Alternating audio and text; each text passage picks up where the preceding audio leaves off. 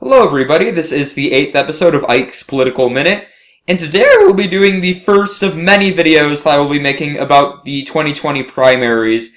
And this is just such an interesting topic because with presidents, there is no other. I mean, yes, congressional primaries are interesting, like when Ocasio-Cortez beat out a strong incumbent, but man, presidents wield so much power. So that is why these primaries matter so much, and it's sad that they only happen once every 4 years because they are so interesting, almost as much as the general election itself. And right here, as you can see, here are all of the candidates that are currently running in 2020, with the exception of Joe Biden, who has the asterisks right here. But I have read article after article about how Joe Biden is visiting early primary states. He's gearing up on staff for 2020. And in December, when he said that he was the most qualified person in the United States to become president, he said that it was a matter of family decision that would determine whether or not he would run. And then, boom, his family said that they approved of Joe Biden running. So now, it's pretty much a matter of time before this guy runs. So I know I'm going to see a lot of comments that are saying, hey look, Joe Biden isn't running, why do you have him up there? Well look guys, it's pretty obvious that he is, and it's just about as obvious as it was that the Democrats were going to have a midterm wave election. And with that, I'm going to begin, and I'm just going to talk about why a centrist is more likely to win the Democratic primary than any other person, and the reason why is because the Democratic primary, and as you can see, because of this enormous amount of candidates that's running, is going to be more like the 2016 GOP primary than their own primary in 2016, just because of the enormous mass of candidates that are running. And if you look at the GOP candidates that ran, Carly Fiorina, centrist. Lindsey Graham, okay, he's pretty conservative, but he has an independent streak. Marco Rubio, centrist. Rand Paul, he definitely votes along party lines more than you think. I mean, against party lines, actually. It seems like he's the one who really does come up with pragmatic solutions. And also, Chris Christie, centrist. John Kasich, centrist.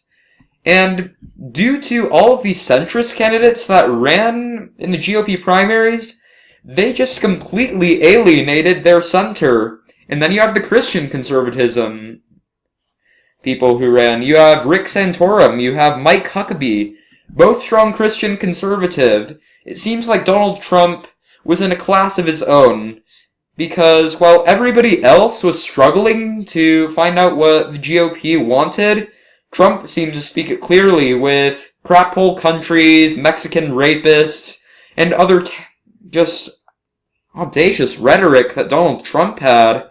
And I think that for that reason, he won the GOP primary. And, you know, for that same reason, I think that the Democrats will alienate their progressive base in this case. And just look here at this map of the Democratic primary. If you're a progressive and you're thinking, I want to win the primaries, your first step is to win the plains and mountain states. But look at this. Jay Inslee is already running for president, and let's face it, Washington and Oregon both have enormous progressive populations, and that cannot be denied. And since Jay Inslee is the current governor of Washington, I think that he'd resoundingly carry them both. And if you look at the rest of these Mountain West states, they would easily go for Bernie Sanders, with the exception of South Dakota. I mean, South Dakota is like a toss-up state in the Democratic primaries. And, you know, I actually personally live in Utah, and I have met a guy who voted in 3 hours in line to vote for Bernie Sanders. Now that's some dedication. That shows that these Mountain West and Plain voters really do want a progressive candidate. And look, a place where Bernie Sanders did well was Missouri, as well as the Rust Belt states, and I think that it also cannot be denied of the power of the New Hampshire primary. And some of you guys are going to be like, well, hey, Hillary Clinton still won. Well, just think about it. Look, I am left-leaning, and even I admit that Hillary Clinton was lying and cheating during that primary. And believe me, she was.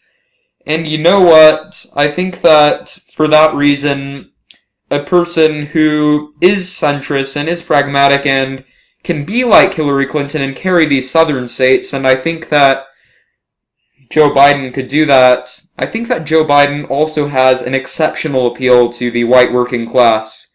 And Obama had him on the ticket to carry purple states like Michigan. I mean, not necessarily Michigan, like, say, Ohio or Pennsylvania or Florida. And I think that since Joe Biden has that kind of appeal to Rust Belt workers, he would be able to win strongly in the primaries in places like Ohio and Missouri, both places that have swung heavily against the Democrats, but still have massive populations in places like Cape Girardeau or Dayton that they could win back with the right kind of candidate. And I'm not talking about the general election here. Trump would still keep those places strongly. But I mean in the primaries, and in the primaries, that could be Joe Biden's place to shine.